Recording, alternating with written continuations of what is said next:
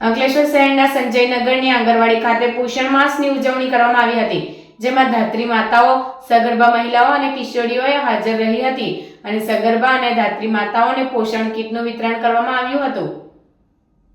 વડાપ્રધાન નરેન્દ્રભાઈ મોદીએ સ્વસ્થ ભારતના નિર્માણની દિશામાં મહિલાઓ અને બાળકોમાં પોષણને સુનિશ્ચિત કરવા માટે તારીખ 8 માર્ચ 2018ના રોજ પોષણ અભિયાનનો રાષ્ટ્રવ્યાપી શુભારંભ કરવામાં આવ્યો હતો, જે અંતર્ગત દર વર્ષે સપ્ટેમ્બર મહિનામાં રાષ્ટ્રીય પોષણ માસની ઉજવણી કરવામાં આવે છે.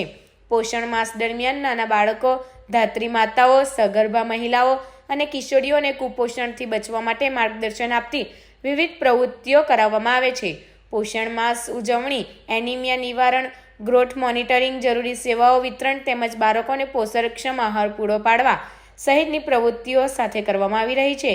ત્યારે કોઈપણ નાનું બાળક, ધાત્રી માતા, કિશોરી અને સગર્ભા માતા પોષણની ઉણપ ન રહે તે માટે સરકાર દ્વારા સતત પ્રયાસો કરવામાં આવી રહ્યા છે.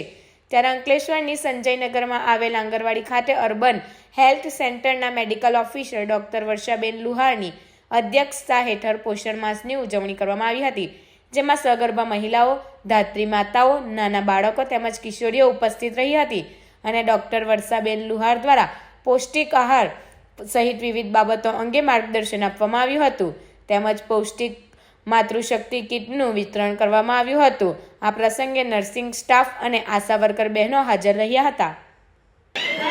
હું ડૉક્ટર લુહાર વર્ષા અર્બન હેલ્થ સેન્ટરમાંથી મારા સાથીદાર એએનએમ તથા આશા વર્કર સાથે સંજયનગર ખાતે આંગણવાડીમાં અમે જે પોષણ માહ ઉજવીએ છીએ તેની અંદર ફિમેલ્સને અને બાળકોને બ્રેસ્ટ ફીડિંગના ફાયદા અને બાળકને બ્રેસ્ટ ફીડિંગના ફાયદા તથા પૂરક પોષણની માહિતી અને માતૃશક્તિનું કીટ વિતરણ પણ કરેલ છે.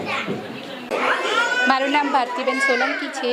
હું સંજયનગરમાં રહું છું ને આંગણવાડીમાંથી બોલું છું અને પોષણ વિશે માહિતી આપી અને સ્તનપાન વિશેની મેડમે સરસ માહિતી આપી અને છેલ્લે માતૃશક્તિના પેકેટોનું વિતરણ કરવામાં આવ્યું હતું. તે બદલ થેન્ક યુ.